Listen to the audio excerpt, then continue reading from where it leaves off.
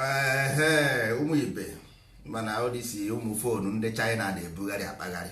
Ụmụ foonu ndị China na-edisappoint mmadụ ịhụ na nke disappoint go m oge echenji okwe m foonu ọzọ ka m marakwana ihe nke a ga-emekwe. So na-ewere iwe na ọ bụ foonu ma m ihe na-eme ụmụ foonu ọnọkọta art ya ninja ọnọkọtazikwa akọwa m akụkọ foonu nọkọtara kọwara m nonsense o ji wee gbanụ nne eji wee fere ọ na-eme many people log ha na this thing ndị mmadụ log ha na too much sometimes foonu na art ninja art bara ninja mana nsogbu adịrọ ọ bụrụ ya bụ okwu na ihe a na-ekwu bụ na anyị nwa bụ ndị Igbo anyị nwa bụ ndị Igbo anyị amarọ the value anyị amarọ value anyị nwere ịghọtara anyị amarọ value ọwụ na ọ na-eme iwere antivirus dị na kọmputa ọwụ na ọ ga-asị gị first of all remove the old virus ọ bụrụ na iwepụrụ the old virus na ọ ga-cause harm to the computer ịbịa wepụ ime ihe ọ ga-asị gị restart ọ sị gị restart ya the computer nwanne anụ m atụkasị ka na m ekwu eziokwu ọ ga-asị gị restart ya the computer. ịma ihe mee na ndị China anaghị eme allow foreign western satellite na be ha ọ bụrụ because of na ha like on the west no because ha ma the danger of it.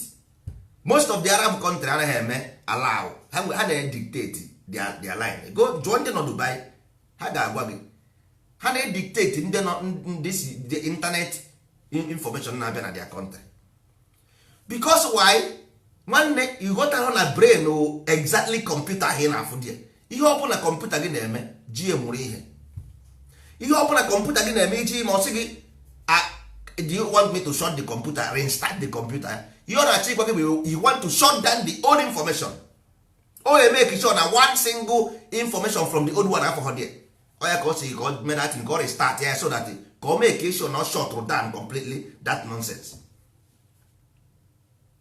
This thing happens every day ọ na-eme every day by day but ndị be anyị ọ na ha na-eteke lightly ọ na-adị ha ka ihe egwuregwu mana ọ na-adị ka ihe egwuregwu ifu your condition every day by day your condition adịrọ mma your situation adịrọ mma because why for you only the okwekwuru otu ị nọ na ọwụ na people ekwu ha about you ịdịghị comfortable ọwụ na enweghị onye tụpụrụ gị ọnụ ịdịghị comfortable because ihe niile ị na-eme bụ ka ndị mmadụ n'onu ka ndị mmadụ n'onu ka ndị mmadụ n'onu gị iwe ọwụ na ọ bụghị ị gaa na village unu biri nobody will come there and tell you anything but mba ị chọrọ ka somebody kwuo something about you that is why enwere ihe na bụrụ ọbụla ọ bụghị ya ka ihe ndị mmadụ na-agbagharị na-enye onwe ha nsogbu why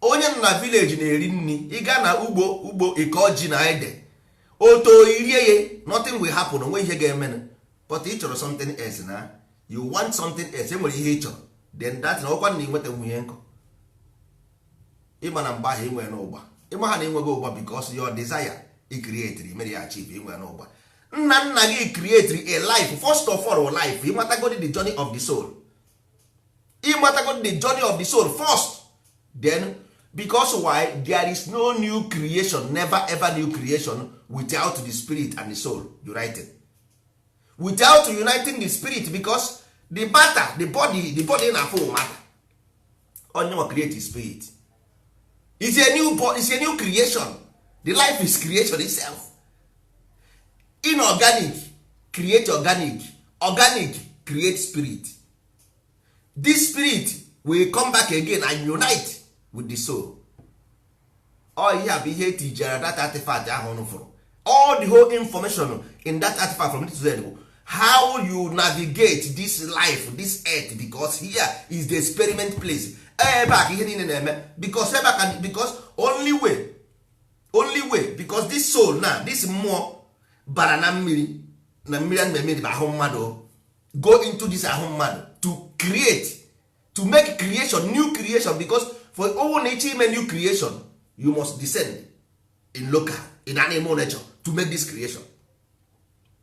So now okay ebe ọkụ na abịago now ka eme this creation ị rapụzie the creation create material rapụzie your journey create material onwe onye si gị hapụ material ị na-create but nwanne ị ga-ama na ihe niile ị na-eche na nekwe 1 nekwe 2 o nyere gị ihe niile n'aka you must have the 2 ijiri 2 ị ga-create a perfect place here for you to navigate your journey but you must have the place two o nyere gị everything two.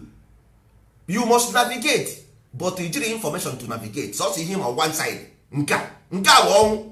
Aka nri bụ ọnwụ. Aka nri bụ ọnwụ. Ị na-arị arị ebe ka iri eje. Ebe ka iri eje aka nri nwanne aka ọgụ ebe a ka a na-eji ogu but before ị kụọ mmadụ ọgbọ ị ga-ewechi ya n'azụ. ọ bụrụ na iwechi ya azụ ọgbọ ahụ agaghị ada ụda. Iche ịkụ mmadụ ọgbọ iwechi ya azụ ọgbọ ahụ ihe awa ọgbọ ị ga-ewechi ya n'aka azụ ahụ bụ aka ekpe before ọwa aka ekpe ahụ ga-enye gị the power to push it front. ijiri aka ekpe na aka ekpe gị enweghị strength. All strength ka ọ mana nwere power. You need to inye power. You need to arm it. Aka ekpe gị kwesịrị itinye power with knowledge because aka nri already ọrịgo aka iji aka ọkpọ aka force bụ aka nri ka ọ bụ. Then the strength bụ aka ekpe mana nwere force nwere power. You nwere knowledge. Onye nwa bụ iji ata ofe na ata nwere onye ji gị anything. Nobody is owing you anything. Nwere ejighị. But you don't have the knowledge. You have ancestors who created this knowledge, this mythology. Ndị Igbo created to give the world. Ndị Igbo created ya and ndị ndozi ọdịnala ji. That is why I just scream. Ọ bụrụ because of na enwere anyị agaghị apụta. I love everybody. We love everybody. Mana anyị chọrọ ka ịba uru. Nwanne ọ bụrụ na ị gụsịrị akwụkwọ gị ike, teacher na-enye gị free pass. Teacher na-apasị gị apasị because they define boy or they define girl. Ọ ka esi eme. Or because na nwanne ọ bụrụ otu a ka esi eme. You must work hard. Ọ bụrụ na ị work hard ị gaa na school ị daa. If you don't work hard in the school ị daa akwụkwọ nwanne. Ị ga-epụta na teacher unu gba wuked. Ọ bụrụ ezigbo mmadụ. Mana ị gụrụ akwụkwọ mgbe ibe gị na-agụ akwụkwọ ebe ka ị nọ gịnị ka ị na-eme? Ị na-akwụgharị n'iro na-ejuzugharị na-eri everyday ịpụta ijiri ego rie mmanya ṅụọ koku ịta akara ịta bọntụ iche na ịtasịa bọntụ aha ticha pas ya gị ịtasịa dị bọntụ mesịa everything ebuo klas n'isi na ka ezigbo uru ọ bara ka ezi uru ọ bara ịbịara klaasị ibe gị na-agụ akwụkwọ ị na-ata bọntụ na-eri mmanya ha na mpadịziga ji ego nwanne ya nwoke ji ego nsogbu adịrọ olu echi onye nwa ga-ebukwe ticha n'ọnụ pụọ na ticha ya ahụhụ mmadụ ticha ya wụ nọnsensị na hapụ nwanne mba ntụwa adịghị ndị ticha wụ nọnsensị mana ị dara ada nwanne ị dara ada ịghọta ha na ị dara ada ị ga-anọkwa dị ibe ga-apụta ya klaasị ka nọdị na akọtụ ọ the same thing na-eme anyị today nwanne ndụ ị na-ebi ọ bụrụ ọhịa ahụ ị na-eche ọ bụrụ material because a ma afụ ebe uru na-eche you talk about material nwere information. Kedu onye ga-enye gị nke ị ga-eji eme ihe nwa? Who will give it to you? Kedu onye ga-enye gị nke ị ga-eji apụ ndụ? Onye ga-enye gị ya? Ajụjụ ka m na-ajụ gị. Who will give it to you? Tell me. Iche na-ekwe country dị easy. To have a country iche not easy. You might hear with these two poles. O nwere ebe na for these two poles. Every Igbo archaeologist tell you about the two poles. Two poles. You must have the two poles. But Nigeria, you have no knowledge of your past. You nwere kwere future ị na-eje. Onye na-emere fast amụghị future nwere ebe ị na-eje. Nowhere. Because you lose go hope. You don't have hope. You nwere hope. Then ka ekwere ebe ị na-eje. Onye nwere hope nwere ebe ọ na-eje. Ị na-anụ nwaanyị na-amụ nwa. But you nwere hope. Why? Then why you ka ekwere iji amụrụ ya? Ana m ajụ ndị be ihe mgbe ọbụla ha chọrọ ikwu ya. That is why mmadụ kwuru onwe nonsense ị ga-eme ikwuru bi ebe na adọpịa m gị anya. Because ndị be anyị na ka egwu dị nna ịmakwa ihe a ọ na-eme ihere na sometimes ọ na-eme ihere. Ọ na-eme m ihere sometimes. That is why Facebook I don't come. I don't abeg na Facebook like before. You mara watch ị ga-afụ ya. Just monitor it. Why? Because na ndị be anyị na-akpasu mmadụ iwe. Kedu onye gị ya bịara ụwa? Mgbe a mụrụ gị onwe onye ifuru amụrụ gị ya n'ime mgbe anyị nọ n'ime afọ ahụ ọnwụ na-ebughị ejima enwe onye na-ebe ahụ gị na ya na-ekọ ihe. Then ke he na-akọzikwa then why do you worry people? Ke he na-disturb people for? Why? Because you have a desire, you want to have a country or whatever you want to have. Onwere onye gị ya onye gị ya jije? Nobody. So first of all, if you create an ideology, those people who align with this ideology ọ ndị ahụ bụ your brother. Ọ bụrụ nke amụrụ, ọ bụrụ nke mma gị mụrụ gị na ya mba. Ọ bụrụ ya nke ọwụ ndị ahụ who bound with that philosophy ndị ahụ ndị ndozi ọdịnala ahụ ndị ahụ ka anyị mawa family ụlọ ndị nke ọzọ because ọwụ na ọwụrụ ya omere kọmputa itinye different programs ọ nakwa arụ ọrụ i were window vista itinye na window xp ọ gakwa arụ ọrụ you must run one program only one at the same time afụbeghị m ebe 2 programs na run na computer before it never happens. That is why Chinese people na censor every information na-abịa na their media. That is why Asia na censor, Arab na censor every information. Also ndị isi ojii na Africa na ndị a na-emechu m ihu, ndị isi ojii na-emechu m ihu, ndị Islam burusi ebe a, ndị Jews eburusi ebe a, ndị Christian eburusi ebe a. Apart from everything, apart from your own idea, nwanne ihe a war of the mind. Because all market ka anọ n'afịa n'onye awụrụ ka agbara ị na-eti draft every day. No, na-epesi n'akwa ị na-eti draft every day ka ị na-eti draft ahụ wayo ka ị na-igwu mmadụ. Draft ahụ ị na-eti ọkwa ikike ị convince onye ahụ ị confuse onye o mee mistake irie ya. Ị na-agba bọọlụ ị na-agba ọkwa onye a mee mistake ka ị merie inye goolu merie ya. Ị na-azụ rido ọkwalite ị na-azụ ka onye a mee mistake ka ị merie ya. So this is the same way government plays. So every government in this life na play game so that if you fall ka o rie gị. Sọsọ ndị isi ojii na Afrịka sọsọ ha nwa bụ ndị na-apụta gị otele oge ka nwaanyị ka nwaanyị nọ na time. Sọsọ ndị isi ojii na Afrịka na-abịa eghebe otele oge ka onye nwaanyị nọ na time. Ọbara na-awụfusi ndị a na-emechu mmadụ ihu na kedu ihe nna nwanne you have to focus your life. Onwere onye gị na ha bịara ụwa, you don't know who is nwa bekee, you don't know who is Arab man, you don't know who is Chinese man. That is only mgbe ga-eji apụ ndụ. Focus on your own journey. Kedu ihe ị chọrọ? Ihe a bụ ihe ị chọrọ, then you focus. Forget about these people, forget about anybody. Don't anybody anything. Mgbe ha na-abịa iwere ya nwere onye agbara. Mgbe ha na-abịa iwere ya nwere onye agbara mba, because why ịhụ na nwa bekee na-eme charity everywhere. Because nature ama akwa onye nwụrụ ụzọ akwa ya na-atụ. Ihe ọma bụ ebe ahụ ọ na-eje. Kedu onye na-eme ka onye na-awara ya ụzọ? Nature only know who's na-awara. Ị ga na ala bekee ndị ahụ ụbụrụ ha ndị agha na-akpọ imbecile ha nọ on payroll. Ndị imbecile na Nigeria, ndị imbecile na Africa, gwa m ebe ndị imbecile nọ on payroll on African government. Gwa m ebe ndị imbecile na African continent nọ for free of charge on payroll. I want to know before you na-ekwu na nature dị against you. Ndị ngwọrọ achọrọ m ịma na Africa continent ndị ngwọrọ gọọmenti nọ na payroll gọọmenti. Achọrọ m ịma ụmụ nwaanyị ndị dị ime, ụmụ nwaanyị isi mkpe. Achọrọ m ịma na gọọmenti na Africa nọ na payroll.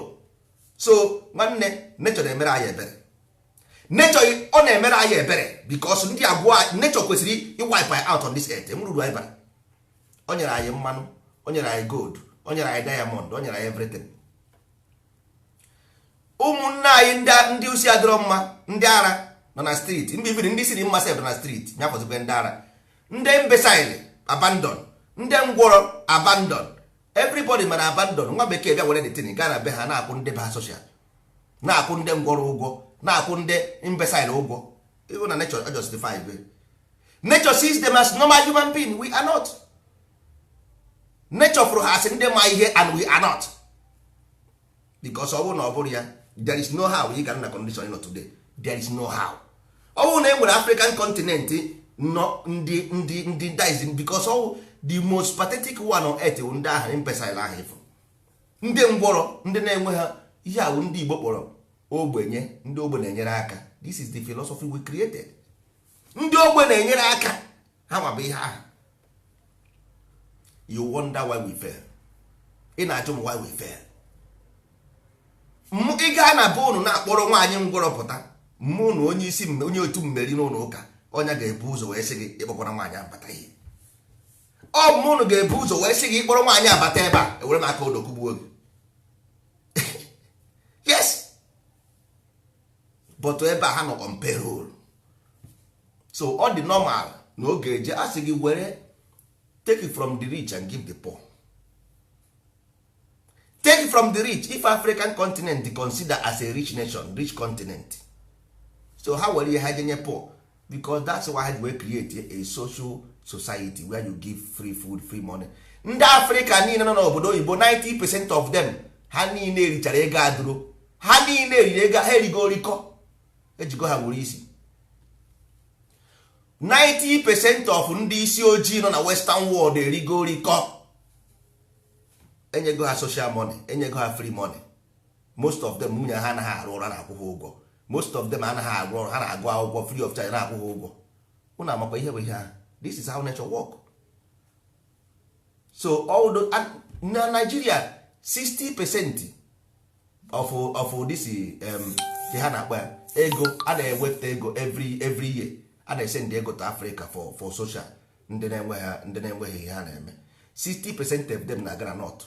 60% a na-ewepụta millions of dollars every year a na-enye ndị Africa maka ndị na-enwe ihe ha na-eme. Nwanne, this is how nature work. Ọ ihe nature na-anụ bụ that nature here vibration. Nature anakwa ha anụ akwụ n'ebe because n'ime obi gị ruru unyu. Ịdị wicked personally, you are wicked personally, you are angry personally. Ihe a bụ ihe nature reject ka ị na-eme. So o nwere mgbe nature can never hear your prayer. Ọ bụrụ about God ị na-edeceive onwe gị. Nature will never hear your prayer. Ị na-ebo mmadụ oshi, ị na-atụgide mmadụ asị, ị gbara obi ọjọọ. So nature can never hear you. Na nke bụ eziokwu. Nature, even what you have, somebody will come and take it. What yourself jenye free, jenye mmadụ free of charge.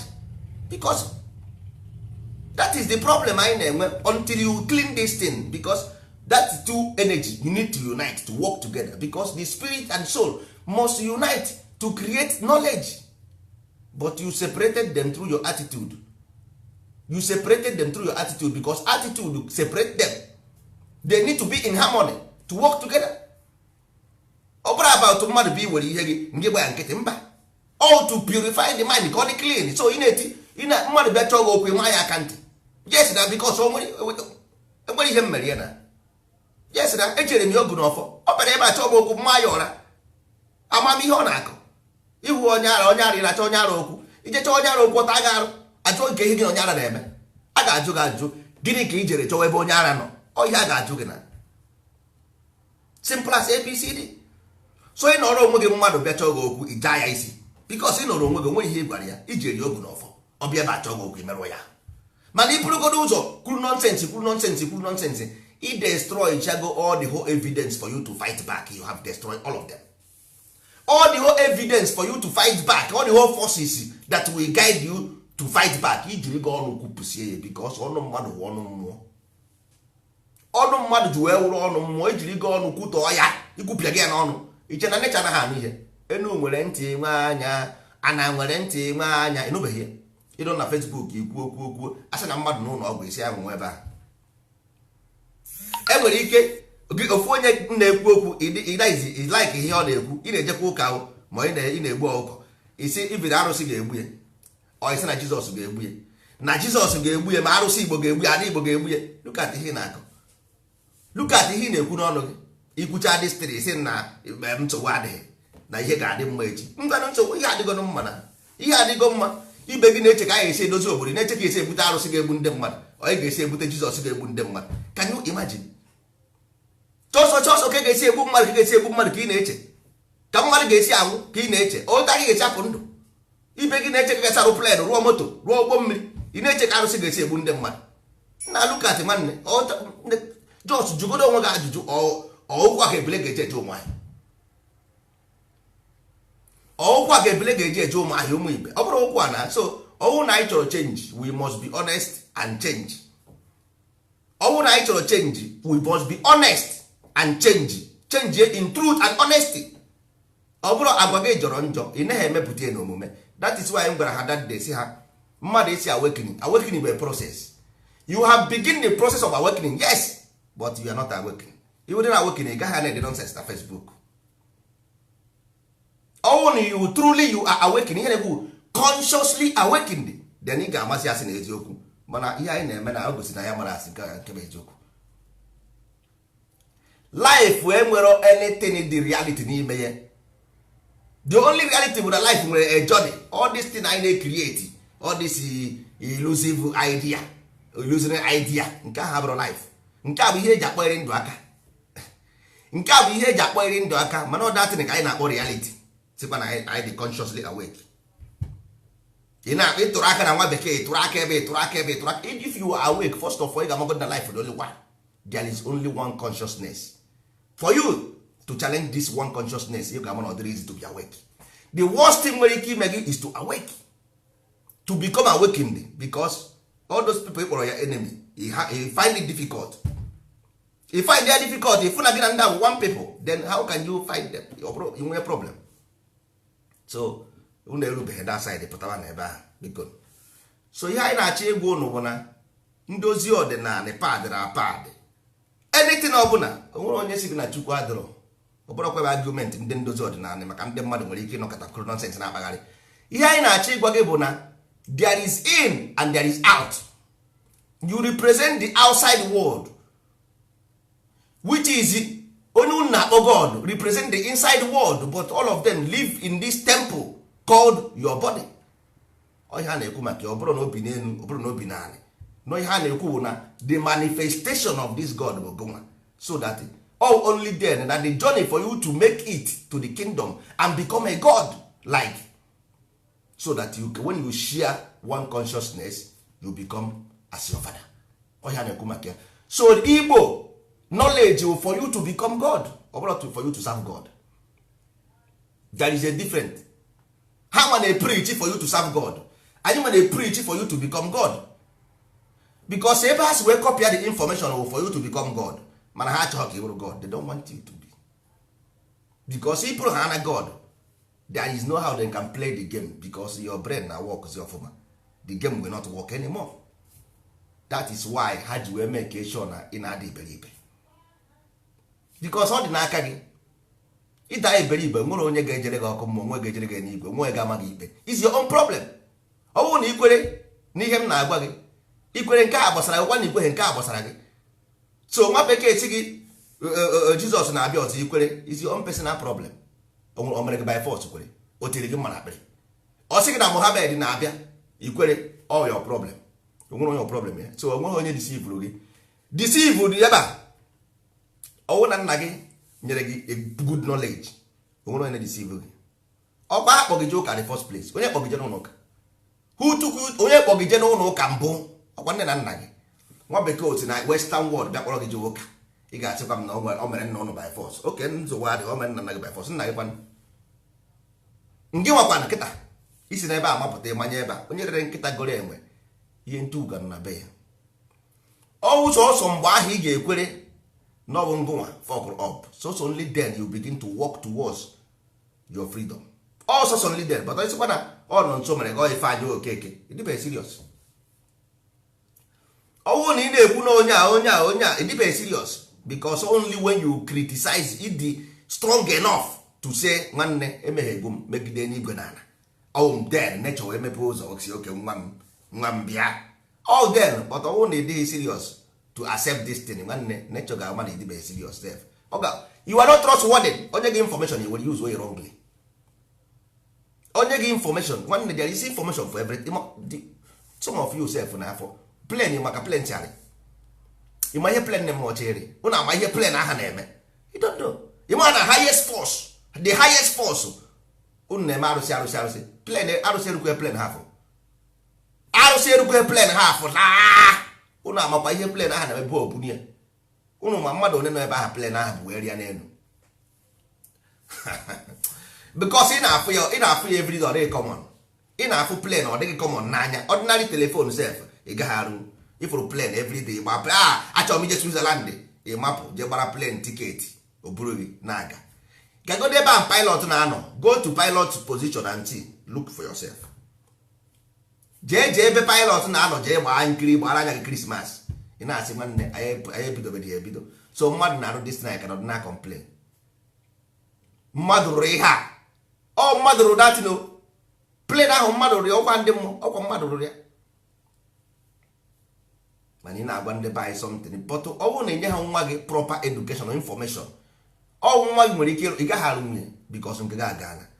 Ọ program a na-eti na nwata ka ọ bụ, ọ program aka ji wee kwuo na ndozi ọdịnala. Ọ bụrụ na anyị mesịa ihe anyị na-eme with heritage center now, our evangelism ga-abụ na 7 years children kpọtara anyị ya once oru ha 7 years kpọtara anyị ya n'ụlọ akwụkwọ ndị ndozi ọdịnala 7 years oru ha 7 years send it there nsogbu adịrị we handle them. All the knowledge i nyere ha die ha tozie that knowledge ka ha ga-use any information ọ bụla i nyere ha they will use it accordingly. Nke gị abụgago na ịbago na akụkọ once you don't know it at this age nwanne mara ya ịma ya at this age nwanne mara ya ọ nwere onye sị na ịma ha ihe ọ bụghị enye ka ị ga-ama mana onye ọbụla na-ekpere ekpere ka nwa ya ka ndụ beta karịa mma na akwa eziokwu.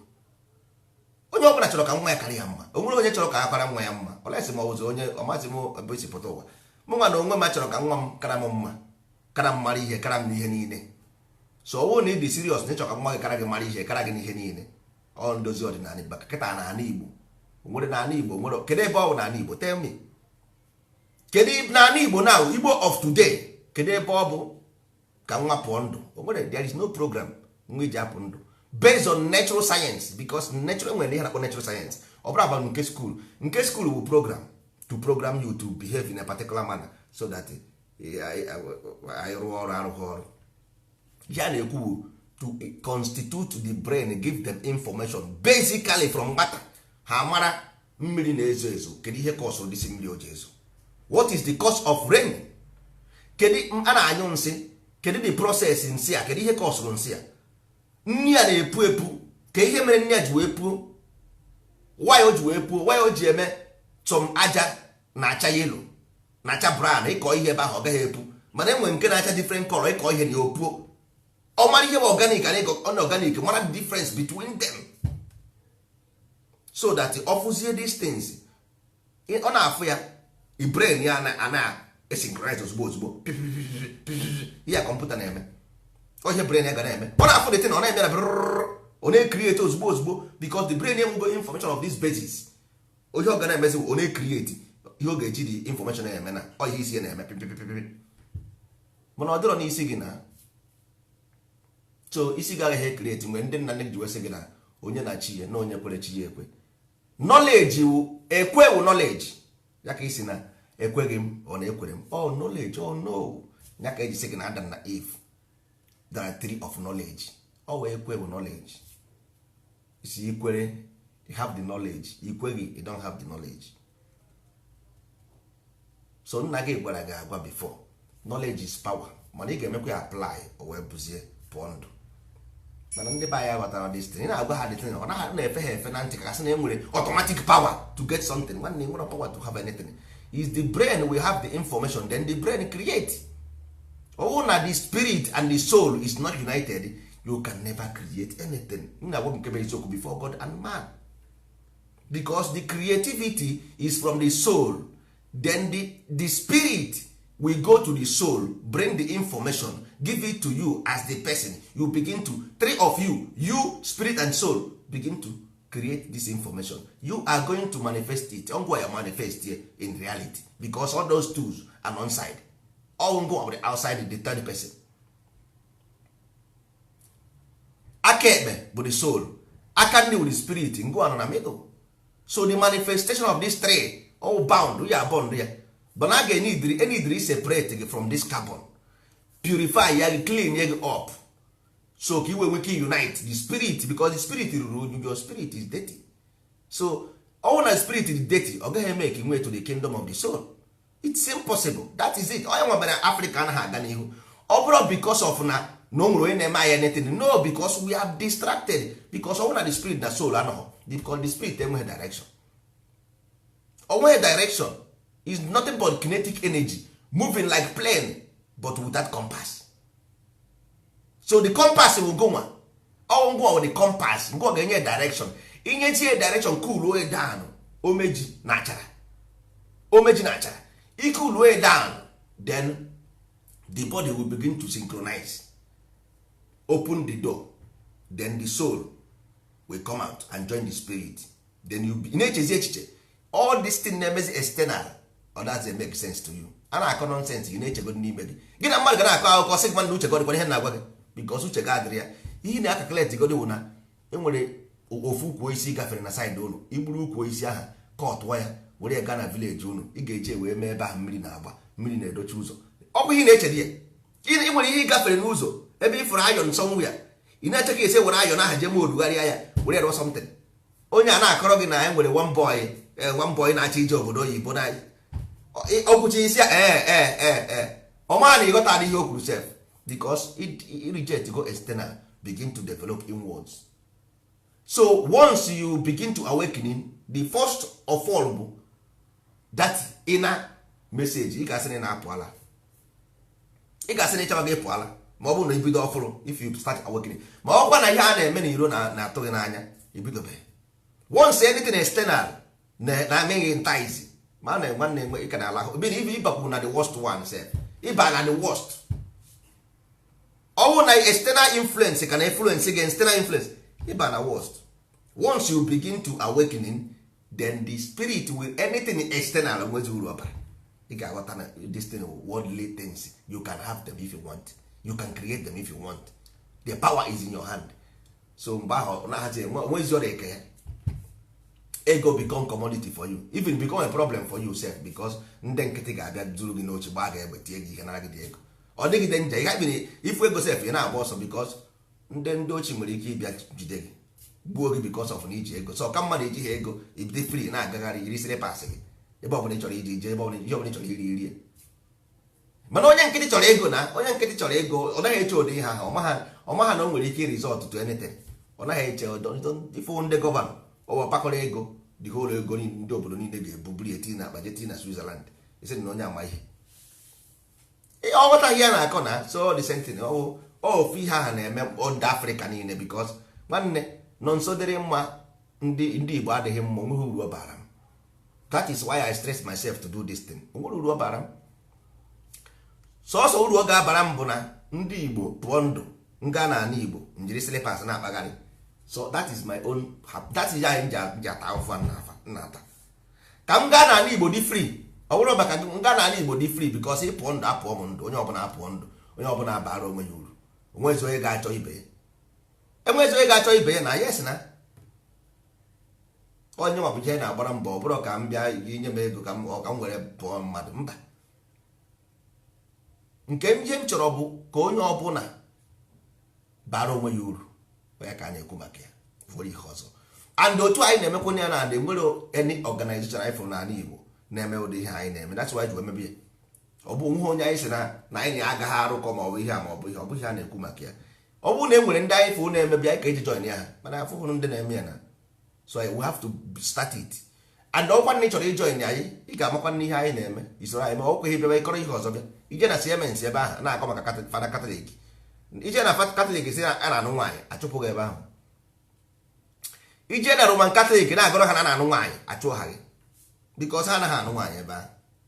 Ị gaa na Siemens na-agwa ha na a na-ata achịcha ọ sị gị mba na e nwere banana ka ha na-ata ebe a unu na-ata achịcha anyị na-ata banana. So the structure of ndozi ọdịnala will to cultivate the mind of the people. Ego wee ịchọta ikpe kpara onwe gị maka na the mind without the mind nwanne nwere ego ị na-enwe enyekwa gị the money lisie ya.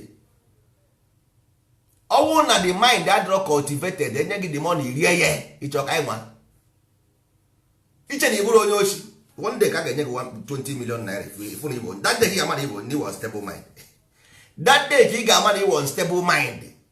Let's try you give you 20 million you change your phone omozo onye ga-afụ gị again disappear. Ọkwa onye ahụ na-eme na ya bụ holy sent because why the mind is not cultivated before you can egwugo maka ego. So you got to hear na the commodity is the brain. The brain is the commodity. The highest commodity on earth is the brain.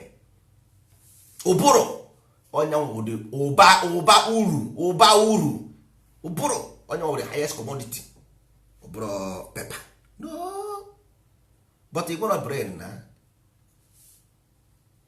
ewere ego nye gị hey dangerous mba no ya wolf under sheep na wolf under sheep but ị na-agba ndị bind tin ha ghọtara ya hey bring him mba anyị chọrọ onye ọbụla na ndozi ọ bụrụ onye ọbụla ka anyị chọrọ ebe ahụ biko under ha dị serious those people who are ready to give away the life, give away all this nonsense life, short wire down completely to begin a new one under her culture because under her they ready to build Igbo land to standard. ọ bụrụ onye ọbụla na-eme ihe ọbụla ọ fụrụ ọgara gaghị n'isi ihe ọbụla ọ fụrụ ọruo tata gịnị ya kwụsị okwu to oruo echi ịjụzie ihe ahụ gịnị ya kwuru onye ahụ kọrọ nọnsensị jewara ọgwụma ndị na-apụta sị ee ndozi ọdịnala bụ mmeri bụ laịfụ ya nka mbọsị ọnwụ na ịchụrụ ya n'amị ọtọ nụ against ndozi ọdịnala ọgwụ onye asị na ndozi ọdịnala ochie bụrụ ụwa ya bikos na achụwana ya n'amị nwanne enwere ihe a na-eme n'amị ị ga-eme ime n'amị achụọ gị enwere ihe ị ga-eme ime n'amị achụọ gị ya na-akpa discipline because the universe ị na-afụ na create because of discipline. If there is no discipline there will be no creation.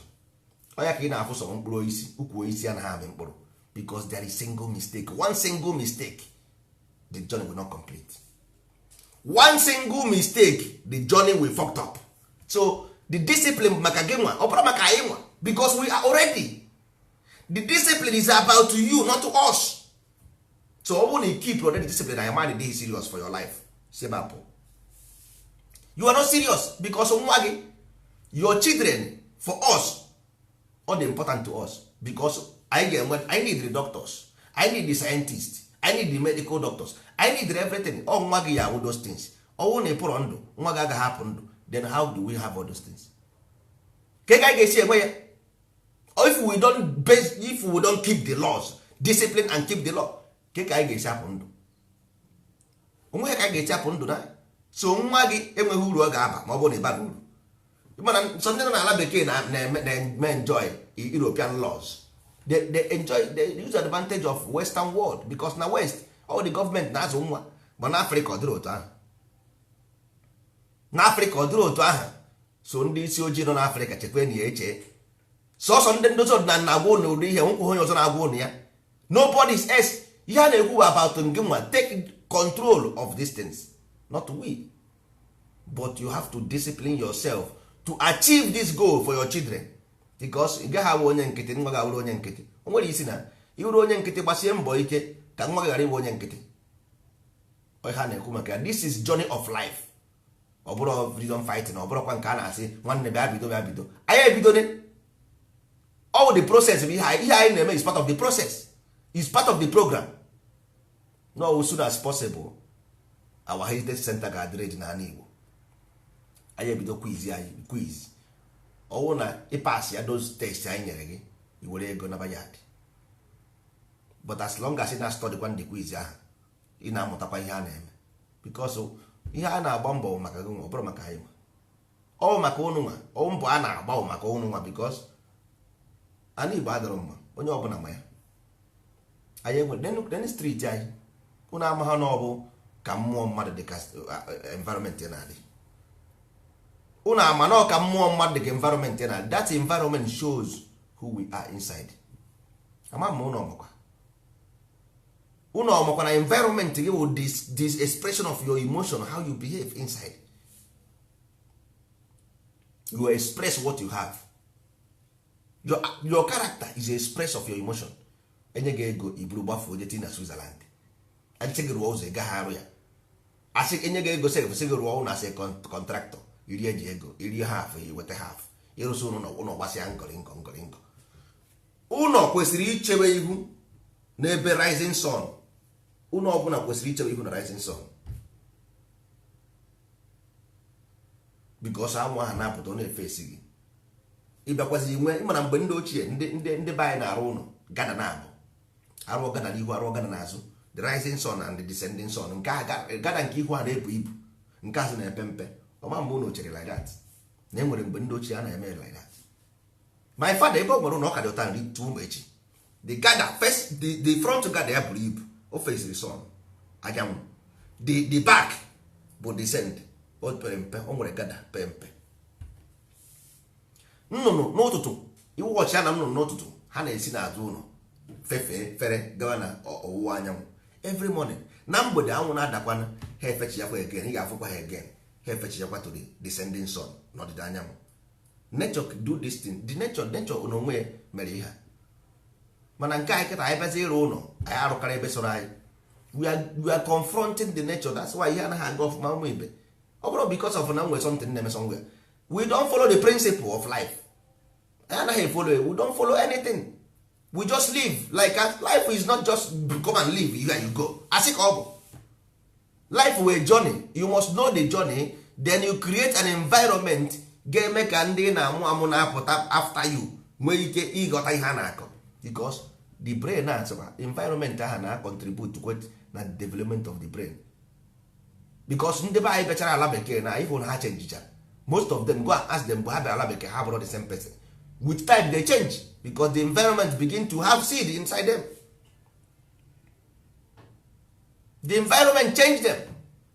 Na environment ahụ ruru unyu dịga agha agha gotaju ebe niile n'elu ụmụazị aha niile gbaracha ọtọ fụrụ afọ buru afọ na-akpagharị nothing enwere ihe nothing onweghị ihe na-eme ha nothing onwere ihe na-eme their brain to kick. The brain is dead. The brain nwụrụ anwụ. So activities ndị ndozi ọdịnala na onye nwere ọdọ stins na-agwa ụnụ ọdịna activities ọdịna pile because all these activities ga-ebido create life into the brains of these children so that their brain will begin to work nye information so that ka ha ji na-arụ ọrụ. The brain ha need to work. The brain is dead. Mma ha ụtụtụ 4 o'clock mma ya amaghị isi n'ọhịa mpa ya amaghị isi n'ọhịa nwatakịrị ga-etoro onwe oburu pọpọ onye nke ọzọ eburu agidi onye nke ọzọ eburu ọkpa onye nke ọzọ eburu pure water. Na nwanne, how do we have this hospital? How do we have this plane? How do we have this telephone? How?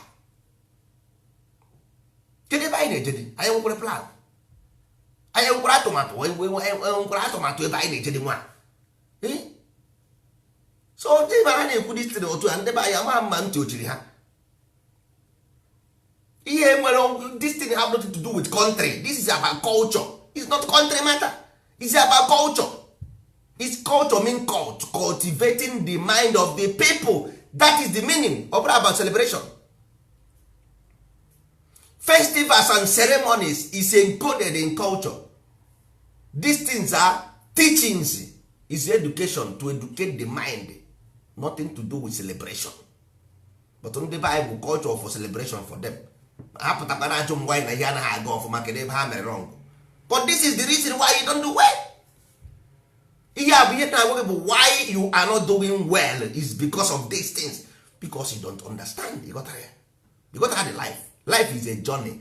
Ordinary Igbo, ancient, ordinary artifact. Yes, of course, because naturally I don't know over for time we have lost the information. Yes, man those ordinary abịagokwa to reinstitute because when we lay this thing down, you will see the seed germinate.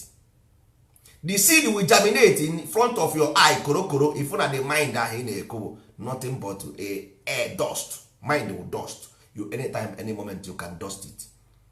But you can go for 40 years. Or for 40 years very difficult. Or you have 50 or you have 50 the thought process is stop generating. That is why you're why 50 years from 50 years nature gwara gị na I'm not more producing anything again. So that's why ị ga-agba mbọ before 50 years ka ị nwee information so that you have 50 years the information begin to condense. So ị nweta gị already ọ condense wezie nwa na enweghị mistake ị na-eme. Ị nwere ike believe ihe ọbụla ị believe na after 50 years ọ ga-afịa how to change it. The belief will be hard to change. After 50, that's why mpụnụ ji ebe ọ na-eje ụka ahụ ntị ụnụ hapụ ya. Mmụnụ na-eje ụka ntị gị hapụ ya. Yeah, why? Because after 50 years ọ dị difficult to mmụnụ nwere ike ịkwụ ụdọ sef ma isi ejezi n'ụka. Mmụnụ nwere ike ịkwụ ụdọ ma isi ejezi n'ụka ma mpụnụ. I'm telling you the fact. So ị na-agwa ya ị ga-agwa ya mama. Ị ga-asị ya mama achọrọ m ife Chukwu. Ị ga-agwa ya ụta. Mama achọrọ m ife Chukwu. N'ụlọ ụka ndị anaghị efe Chukwu ebe ahụ. Ị gaghị agwa ya ịgakwa efe Chukwu. Ị ga-asị ya mama achọrọ m ife Chukwu na anaghị efe Chukwu ebe ahụ. Ọ sị gị why nye evidence na-asị weta ego tụọ ego na enweghị look at n'enu society anyị enweghị ihe na-aga ọfụma enweghị nke na-eme. Ị ga-agwa ya like that. I juru nnọọ ya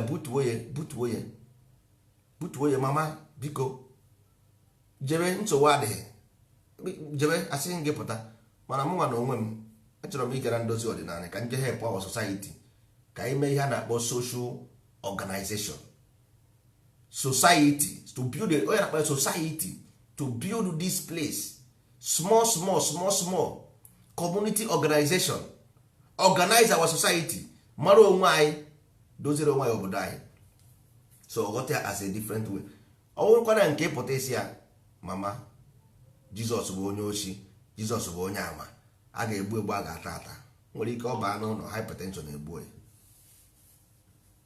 o nwere ike ọ baa ụra blood pressure egbuo ya, na gwa nke bụ eziokwu, because o nwere ike isi na next thing ọ ga-asị na nwa ya baa na ọ baa na ofu otu na ọ ga-eji ebere isi ụlọ gbuo wee gwọrọ ọgwụ ego. O nwere ike ichere egwuregwu ife mara ihe na-eme na blood pressure arịa. Onye ọbụla karị ha 50 years ifolo ha na harshly, ị chọrọ ịzọpụta ya azọpụta. Ọ bụrụ na your plan is to save her or to save him, then you have to go for save. Ọ ihe na-agwa ndị be anyị, mana a na-ekwu okwu ụka, a na-ekwu okwu ụka, nna ụnụ amaghọ ihe bụ mind. This mind is being programmed, is running under a program. Ịbụ ụka ndị a na-ebe n'ụlọ na Facebook na ha akwụsịghị eji ụka, ha akwụsịbeghị eji ụka. Ihe ha dị angry about ihe ụka na-eme. Ụka kpọọ ha echi na-asị ya nye ha ọrụ ha niile, they will go. Ụka people ndị church call them tomorrow to give them job, all of them will go there and take the job. If ndị ụka call them tomorrow to give them money, they will go there to take the money. So the problem bụ they are hard frustrated, hopeless, so hard angry. So ọ bụrụ about awakening or not awakening. So now ọ bụrụ na ụka nọ n'ala Igbo, the program is a ụka is a program. Ama m n'ụlọ nkwa, ụka is a program running in a computer. So coming ị na-abịa ebe ahụ a confront ya Antichrist ahụ Bible gwara ha ka ebu, nothing more, nothing else. Ma ị chọrọ ma ị chọghị, nwere ike ifeel na donkey am Antichrist, nsogbu adọ, but like inside his program ihe na-arụ on that place, this thing, that is it, pump and play. So ọ bụrụ na ị nwere something, you have anything to offer, bring it, offer it. That's one ji agwa ndị be anyị si ha na nature ma amara onye na-eje ụka, nature don't know who is going to church. Nature ma onye obi dị ọcha, ọ ihe nature ma nature don't care whether you go church or you go Islam or you go Jew. No, nature only knows onye obi dị ọcha, ọ ihe nature ma, because nature go by vibration, not appearance. So case of ụka bụ na ha ji wee mee gị docile, the living human being make you docile with this thing. Ọ bụrụ about nature. So you have to understand these two things. Ọwụ na onye emere okoko with this thing na-eme ihe ọma, ngịwa na onwe gị ịbịa confront onye kpọba ya iyi na-achọ ka igbuo ya because na ọ na-eje ụka, ọ ngwa wee nature ga-fight, ọ bụrụ onye nwe. Nature will deal with you, not the person na-eje dị ụka self. You got that?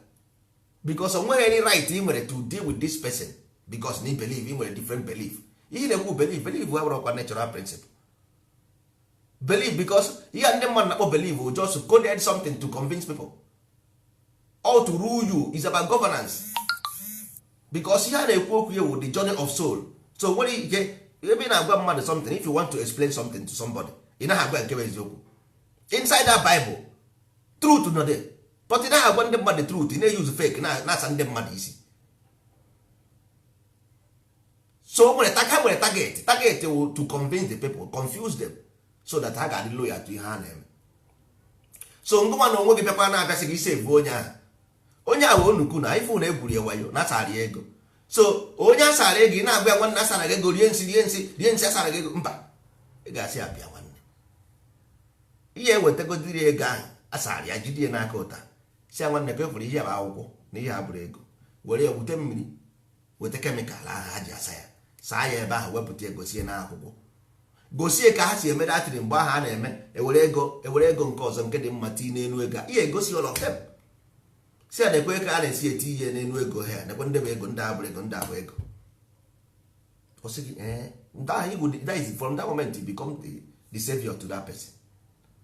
Iwu ka isi wee save onye ịnapụta gị n'aka ndị wayo. Ma ọ bụrụ na ị pụtara mgbe ahụ na-akpọ iyi nwanne ịba anụ ọhịa, iwe fool ka gị ga-esi anọdụ onye agwuo gị wayo, iweghara stupid man. Ọ naghị aghọta ihe na-agụ because this brain is running under program of that onye waya ahụ program go his brain until ọfụ isi. Ọ bụrụ na ọfụ isi onye ha apụta gị. most of ndị be anyị na-arụ yahoo yahoo, mugu na-akwụ ha ụgwọ, ha ochere na mugu aha mana ihe ahụ fake, ọ na-akwụ ha dị ụgwọ, ọ ihe ha chere. Oche na mugu aha wụ fake, a na-akwụ ha dị ụgwọ. Ajụjụ ka m na-ajụ ndị be anyị, mba, ọ bụ na mugu aha mana ya wụ fake, ọ ya ha akwụ ụgwọ. So ọ bụ na ma ndị be anyị mana ụka wụ fake, ha agaghị eje. Ha mara na ụka wụ fake, ha agaghị eje. So ihe nidiri wụ something to counter it, prove them, because ya ụmụaka na-asa ahụ n'afọ n'afọ, even though na ọ bụ okenye ka ọ knowledge, based on knowledge, ọ na-asa ahụ n'afọ. Olesi mana ngwe nwere something, nwere evidence to prove ihe na-ekwu. If you don't have evidence to prove ihe na-ekwu, then nwere ihe na-akọ nwere isi.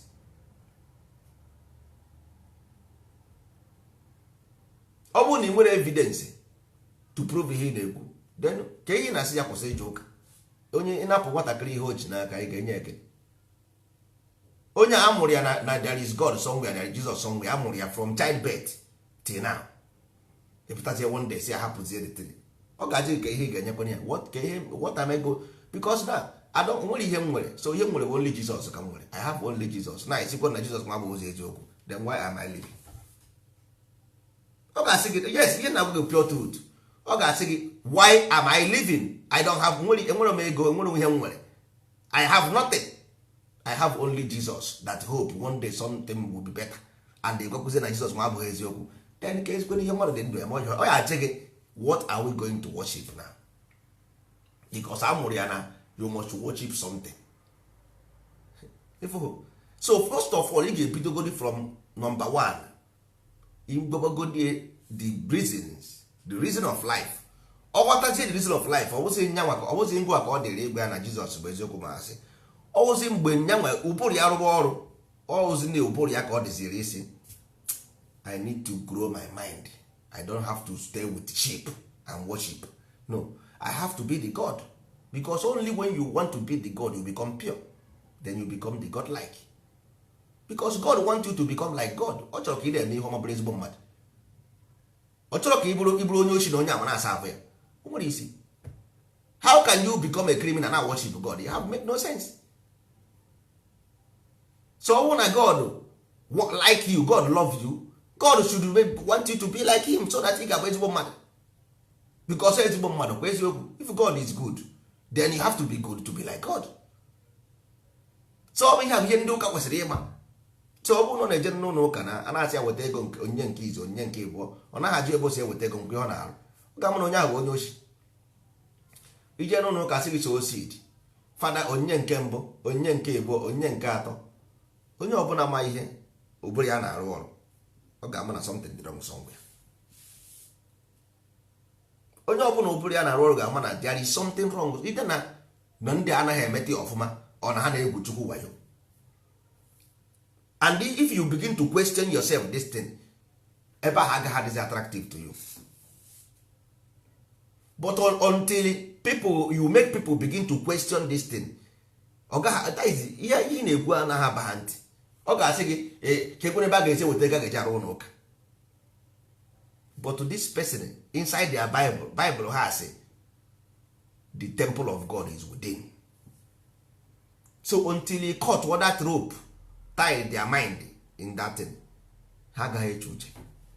So your job should be to cut that rope, because all the rope ahụ na-eme ekwekọdị esi ya na ego ahụ na-atụ ebe onwere uru ọbara. Ka anyị were ejenye modless babies, ka anyị were ejenye ndị ihe na-atụ n'ọnụ nọ ebe ahụ ka ego ga-aba uru na ọ bụrụ this man a na-enye ya. Ọ ga-asị gị na enyi idere ego eji arụ ụlọ ụka. Ị jụọ ya ma anyị na-ekpe ekpere na alụ gị na-eme. Anyị kpee dị ekpere na anị nkịtị gị na-eme. Must we have mansion to pray?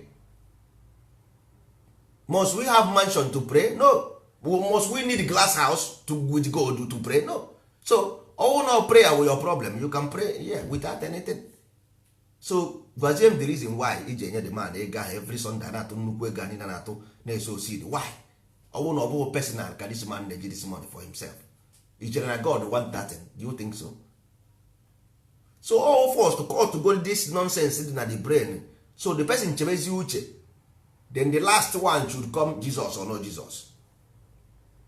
Because you shall know about crystallization of the mind, carbon and refining the carbon. Mary is the carbon, Jesus is the refined carbon. Eri is the carbon, Nri is the refined carbon. inorganic and organic. Ihe adịbụ na ala Igbo adị. Ọ bụrụ because of na ha ji ewere eme baptism wetara anyị. Ihe anyị ji eme bụ to cultivate our own mind, ọ bụrụ to deceive our own people. But if na they use the opposite to extract money from you, ha na use here to develop your mind, not to extract money from you. Nwanne check ene ọ wayo na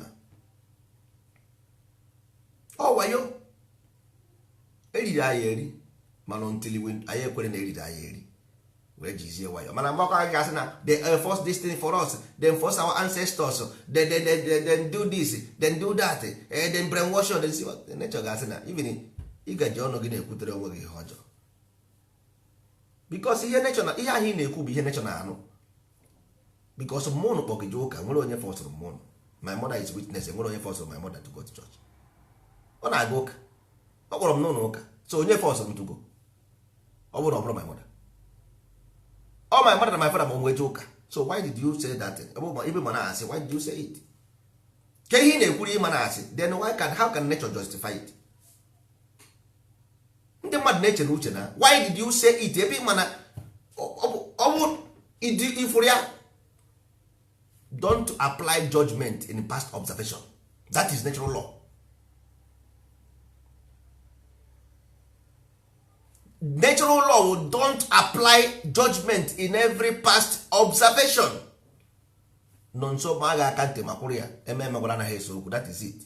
Ọ bụrụ then say nekwa our condition today. Nekwa our condition today. Then say. All then say anụ nwadebere anyị isi ona. Eji wee sị o ji wee jee ebe nwa eji wee mee nka.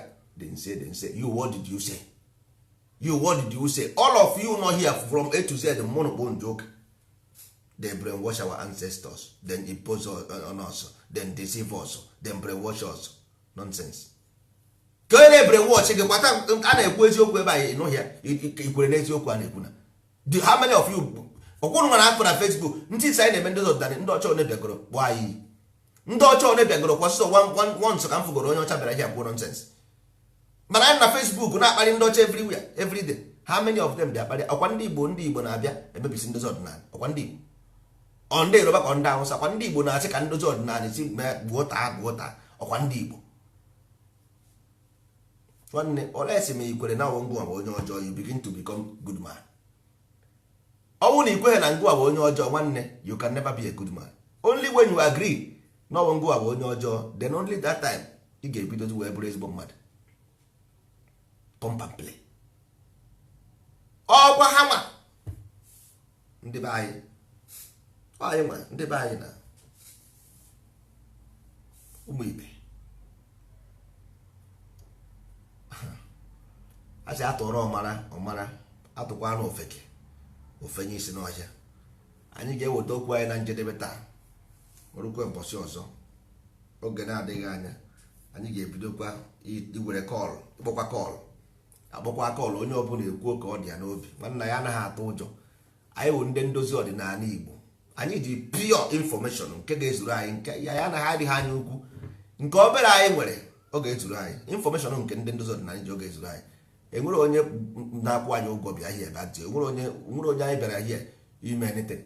Anyị bịara hie ka ọ dịrị gị na mma, so you don't obligate us or oblige us to do anything because anyị nọ under your payroll. Ihe anyị na-eme bụ nke anyị nwere ike ọfa enyemaka anyị nwere ike inye. Ndozi ọdịnala bụ charity work, is a charity organization. Enwere nke ị ga-eme ndị Igbo jee mere ha, hapụ anyị aka ka anyị mee ka anyị si mara. Anyị na-eme iberibe, hapụ anyị ka anyị daa iberibe. Ihe anyị na-eme bụ nke ga-adịrị anyị na mma, nke anyị ma na ọ dị mma ka anyị na-eme. Enwere nke ịma ọ dị mma nwere ike imebara Igbo uru ka mee ya. Abakwa n'ebe asị anyị bịa ka anyị na gị mebe mba. Enwere nke ịma dị mma, go and do it. So ihe anyị na-emebi ihe anyị feel ị ga-abara anyị uru. Ọ bụrụ iwu bụ na onye ọbụla ga-eje Siemens, onye ọbụla ga-eje Katọlik, mba. O ruo oge na Siemens ijebe, o ruo Katọlik ijebe. So ndozi ọdịnala eruoro anyị, and onye ọbụla kwe n'ozi ọma ndị ndozi ọdịnala all one family ka ọ bụ with us. Anyị kwere ekwe, as long as na ikwere n'ihe otu kwuru, we are one. Ma ọ gwanọ nke ndị fake ofu okwu na Munchi, ofu okwu na Ajegule, nwanne nke ahụ ha were ya gụọ na dawa. anyị ma ihe mana ndị be anyị na-aghọ too much self interest egbugo ha ọ self interest ndị be anyị n'ọrụ ha na-etinti ha many years ọkwa ụnụ mana ndị ana Igbo ndị Igbo anaghị ekwe ewe ndị Igbo na ndị nche why ọ dịsị ndị a na-eche nche na ya dị why ndị Igbo ji ewekarị ndị Hausa ha anaghị ewe ndị Igbo why jụgodo onwe na ajụjụ ihe ahụ lack of trust unu lost go trust in your own people. Ndị Igbo anaghị etinye ndị Igbo ka ha na-echere ha nche na ya adị ha why gịnị ka ọ gịnị mere ma a na-ekwu ya otu ọ na-ama ihe ọ na-emekwa anyị ọ dị comfortable with onye Hausa yes why jụọ onwe gị datị